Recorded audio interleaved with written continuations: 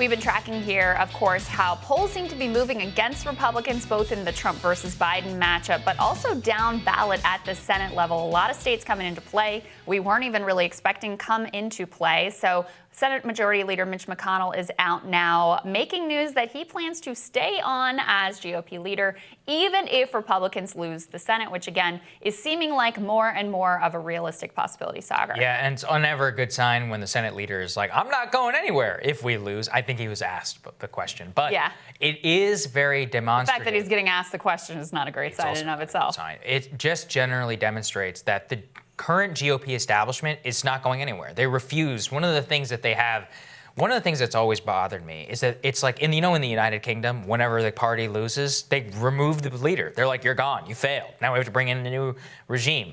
Under Paul Ryan, all these other people, they all maintain their positions of power, whether win or lose. So the ideology never changes. Right. Everybody else just falls into line. And the bigger problem is in Senate Republican leadership, the natural successor to McConnell is John Cornyn or John Thune, who are both the same type of Republicans, right? Only probably just not as smart or savvy strategically. Because McConnell is like basically has he doesn't have any ideology or values or like principles that anyone can really discern. Sure. But to the extent he does, it's like corporatism. And then what he touts, having lived in Kentucky and seen him speak around the state a number of times, the thing that he touts over and over and over again is the judges. Yeah. The judges, the judges, the judges.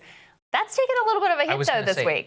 This is why I think that it's not going to be as tenable as he necessarily thinks. Now, look, I don't think that this is as big of a coalition, but that the decision that was made on the Supreme Court has shaken the faith of religious conservatives, which is about half of the traditional GOP base in the conservative legal establishment, of which McConnell himself is very much a part of. I mean, he's one of the people who has been, him and the Federalist Society have been working hand in glove together now for many years on that front. So the end of kind of a faith by religious people in the conservative legal establishment, I don't know unless Mitch McConnell makes several pledges in order to get different types of judges that are confirmed, I don't think it will be as tenable, or his reign will be as tenable whenever it comes to these judges and it comes to the things that he's promising a lot of these people. And broadly, what it does show, though, to me, is that there's going to be a bloody civil war. If Trump loses, and if the Senate is gone, there will be a civil war the likes of which you've never seen on the right, of which is, who are we about, right? Like, what are we all about? After 2012, there was this thing called the GOP autopsy, now famous, right? They're like, why did we lose in Mitt Romney? And they were like, well, because we weren't kind enough on immigration, and because we weren't they're like, actually, people want more tax cuts, and they want more immigration, and they want more free trade, and all this other stuff, and we need to be even more like Obama. And then somebody like Trump came along, just bulldozed that thing all the way down. And they're going to come on and try to come up with some of the same lessons. This is what we've talked about. It's funny how they never learned the lesson of, like, maybe we shouldn't have floated cutting Social Security and Medicare. Maybe we shouldn't have, maybe we shouldn't have taken all these Chamber of Commerce, like, total free trade. And that's against Obama, who was also fairly, like, pro-free trade, obviously.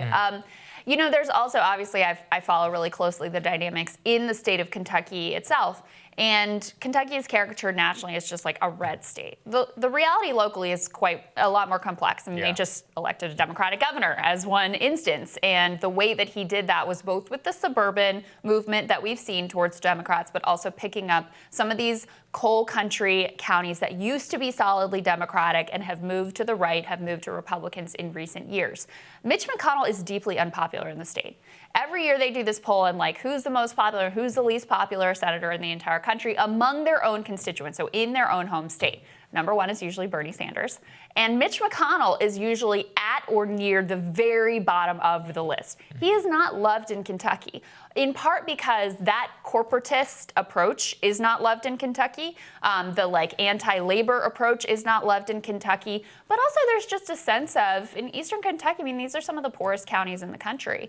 There's a sense of like, here we have this guy, one of the most powerful people in the country. Right. What have you done for us? What have you really delivered for us? So right now there's a Democratic primary going on. It was looking very much like the DSCC Chuck Schumer handpicked candidate, Amy McGrath, who was a ideologically terrible, but also just a terrible candidate, super lame candidate, but she's raised a bunch of money. Looked like she had a walk, into the Democratic nomination.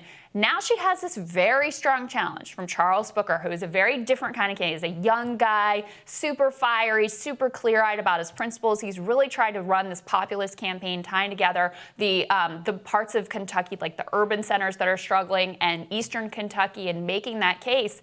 Look, it's still incredibly challenging in the state.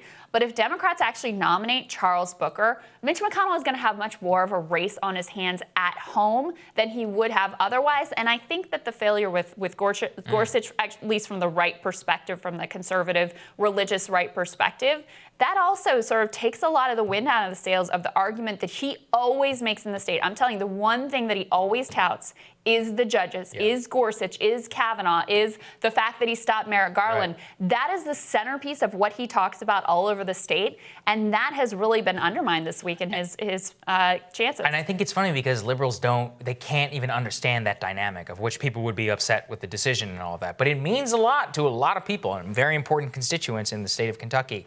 And so I think that when you pair, the corporate politics with now corporate-friendly legal decisions, that's something which could come back to bite you. But largely, I have no illusions. I don't think McConnell is going anywhere. But it just demonstrates that the grip on the party will remain post-Trump. And I think that there will be an effort by the establishment to say, they're going to say, well, we tried all this trade stuff. We tried all this stuff on America. Tried your China trade war. Like, no. The public rejected it. That'll be the lesson they learn. What the American people really want are more tax cuts, more trade with China, and more immigration, even though that is literally the opposite of every poll that we ever see, at least with Republican voters. So they're going to go more towards that. They're going to try and be more like, they're going to treat like liberals light. And that is something with pro-corporate politics, and they'll just continue to lose. But we can never underestimate the sheer amount of money that is necessitated by this ideology. Like, this ideology is propped up by hundreds of billions of dollars. The Chamber of Commerce and the donor class, the billionaires, Wall Street, all of these people have such an immense interest in this that defeating it, it's just so hard. And so you see something like this, it is what it is. I don't think it's going anywhere. Well, you see how they run this town. You see how they've run this administration. They run everything. Yeah, because they are so well organized, because there's so much money behind it. So, yeah, if you're the Republican Party establishment, of course you're going to keep Mitch McConnell in that position because at least, look, you got to give the guy credit. Incredibly savvy operator. Sure. Strategically incredibly savvy operator. And you see it in Kentucky where before Mitch McConnell, there basically wasn't a real Republican Party infrastructure in Kentucky. This was a state that voted Democratic at every level. It was just like solid blue, yellow dog Democrats. And he built the Republican Party in that state to where now it is the dominant force in the state. So he has that all wired. And you see the way he operates, relentlessly and very intelligently and strategically at the national level. Again, I think in this very amoral way. But if you're just looking for an operator, you'd be hard-pressed to find someone better than Mitch McConnell. He's very good at it. All right, more Rising for you after this.